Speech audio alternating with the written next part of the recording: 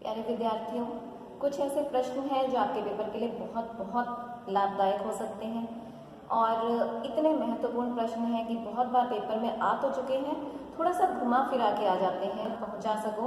तो मैंने ये सोचा है कि क्यों ना उन 2, 4, 5, 10 हज़ार प्रश्नों को आप तक मैं अपने इस चैनल के माध्यम से पहुंचाऊं। अगर आपका इन प्रश्नों को पढ़ने के कारण कहीं कुछ सिलेक्शन होता है तो मुझे ज़रूर बताइएगा। मुझे बहुत इस बात की प्रसन्नता होती है कि आप कहीं सेलेक्ट हो गए, कोई एक चेयर आपको मिल गई है। मैं इस बात से बहुत प्रसन्न हूँ। तो अगर आपका साथ रहा तो हम जितने प्रश्न हैं उसमें काफ़ी सारे प्रश्न कर लेंगे। तो आइए शुरू करते हैं। तो प्रश्न है, किसी तरुणी की ओर आकृष्ट होना काम है, परंतु उसके लिए अपने आप को न्यौछावर कर देने का जज्बा प्रेम की भावना प्रेम है। ये किस रचनाकार के और किस रचना से लिए गए कथन हैं? तो ये रचना है अनाम दास का पोथा और रचनाकार हमें पता ही है हजारी प्रसाद द्विवेदी। अगला है धर्मवीर भारती के उपन्यास गुनाहों का देवता पर श्याम बेनेगल द्वारा बनाई गई फिल्म का नाम क्या है, जिसे 1992 में राष्ट्रीय फिल्म अवार्ड भी मिला? तो नाम है the same man. The same man.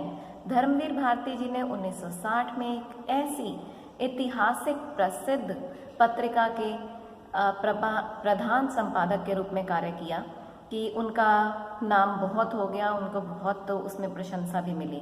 तो वो पत्रिका कौन सी है? वो पत्रिका है धर्म युग। धर्म युग। जैनेन्द्र जी को का प्रथम नाम क्या था और ये कहाँ से मिला था? उनका आरंभ का बचपन का नाम था आनंदी और ये नाम आनंदी लाल और ये नाम इन्हें मिला था ऋषभ ब्रह्मचारी आश्रम में। ऋषभ ब्रह्मचारी आश्रम में। पहाड़ उपन्यास बहुत बार पेपर में आया है।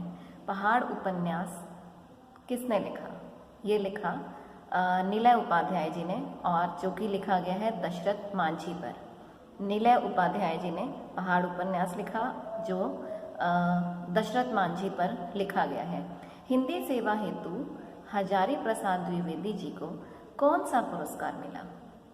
हिंदी सेवा हेतु हजारी प्रसाद द्विवेदी जी को कौन सा पुरस्कार मिला? तो पुरस्कार है 1957 में मिला हुआ पद्म भूषण। पद्म भूषण। जैनेन्द्र जी का प्रथम कहानी संकलन कौन सा है या था और कब प्रकाशित हुआ? तो ये है फांसी और 1930 में प्रकाशित हुआ। अब प्रश्न है कुंवर नारायण जी का जन्म कब हुआ? 1927 ईस्वी में। अगला प्रश्न है रजिया सज्जाद जहीर जी का जन्म स्थान कौन सा है? तो अजमेर। रजिया सज्जाद जहीर जी का जन्म स्थान है अजमेर। कुंवर नारायण जी की रचना वाजश्रवा के बहाने में विवेच्य विषय क्या है? किस विषय पर बात की गई है? कौन सी रचना में? कौन सी रचना में? कुंवर नारायण जी की वाजश्रवा के बहाने। कुंवर नारायण जी की वाजश्रवा के बहाने रचना में मुख्य बात क्या कही गई है या विवेच्य विषय क्या है? जीवन को मृत्यु की ओर देखते हैं। जीवन को मृत्यु की ओर देखना मुख्य बात कही गई है। मैं पूरी ताकत के साथ शब्दों को फेंकना चाहता हूँ, ये कथन किसका है? तो ये कथन एक बहुत अच्छे साहित्यकार केदारनाथ सिंह जी का है। केदारनाथ सिंह जी का।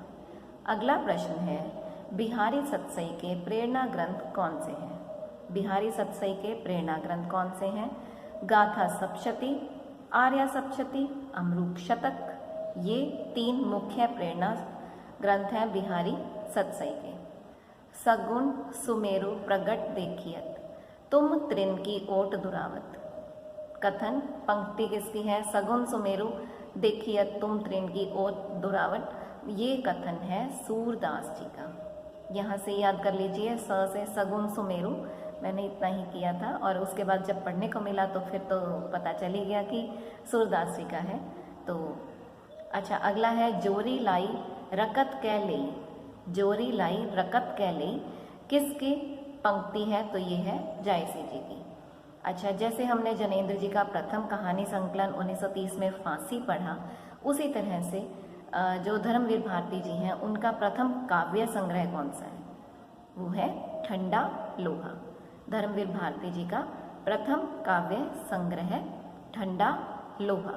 प्रश्न हम प्रेमचंद जी पर करेंगे। शायद आपको बहुत बहुत पसंद आए ये प्रश्न, क्योंकि एक अलग सी ही कलेक्शन सी कह सकते हैं इन प्रश्नों में। प्रेमचंद की पहली हिंदी कहानी कौन सी है और कौन सी पत्रिका में प्रकाशित हुई? वैसे तो देखिए, बड़े घर का बेटा ज़माना में 1910 में प्रकाशित हुई। उसके अलावा ममता भी कही जाती है। ममता कहानी जो है वो जयशंकर प्रसाद जी की भी है और प्रेमचंद जी की भी है। अब प्रश्न है, प्रेमचंद जी की पहली हिंदी कहानी कौन सी है? वो है सौत, और किस मासिक पत्रिका में और कब प्रकाशित हुई? तो सरस्वती में 1915 में। यानी प्रेमचंद जी की पहली हिंदी कहानी सौत सरस्वती में 15 में प्रकाशित हुई, 1915 में। प्रेमचंद जी की पहली रचना किस विधा की थी? प्रेमचंद जी की पहली रचना किस विधा की थी? तो उर्दू लेख था उनका, जिसका नाम ओलिवर क्रमवेल था। 1 मई 1930 में बनारस के उर्दू समाचार पत्र, जिसे कहते हैं आवाज़ ए खलक। अब कितनी बातें हुई याद करने की। प्रथम विधा उर्दू का लेख था, ओलिवर क्रमवेल नाम था। 1 मई 1930 में बनारस के उर्दू पत्र आवाज़े खलक में ये प्रकाशित हुई। प्रेमचंद की अंतिम कहानी सबको पता ही है, कफन है। पूर्ण यथार्थवाद है इसमें। प्रथम कहानी पंच परमेश्वर, जो कि आदर्शवाद से लेकर यथार्थवाद यानी कि कफन तक चली। प्रेमचंद जी का विधवा विवाह पर आधारित उपन्यास कौन सा है? प्रेमा। प्रेमचंद जी का उपन्यास, जिसको गांधीवादी उपन्यास भी कहा जाता है, वो है रंगभूमि। ये महत्वपूर्ण तथ्य हैं, प्रेमचंद जी पर आते ही हैं। विधवा विवाह पर उपन्यास प्रेमा।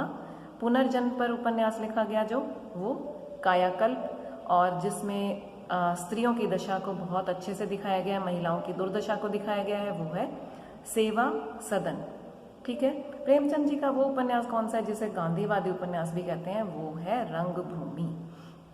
रंगभूमि।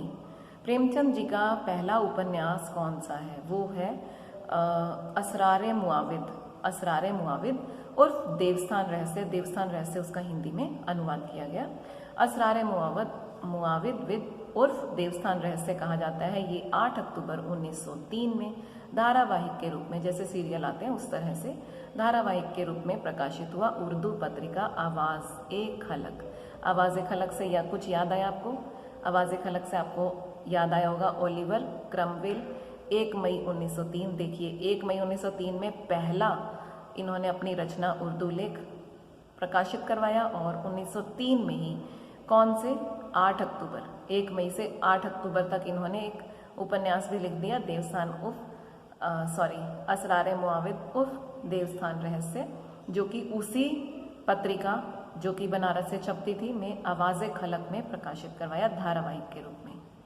अब प्रश्न, ये प्रेमचंद जी पर महत्वपूर्ण प्रश्न थे। एक प्रश्न हम और कर लेते हैं आज के लिए कि हजारी प्रसाद द्विवेदी जी को साहित्य अकादमी पुरस्कार किस रचना पर मिला? वो है आलोक पर्व। और हजारी प्रसाद द्विवेदी जी ने शांति निकेतन से निकलने वाली पत्रिका का कौन सी पत्रिका का संपादन किया? हजारी प्रसाद द्विवेदी जी ने शांति निकेतन से प्रकाशित होने वाली पत्रिका विश्व भारती का संपादन किया।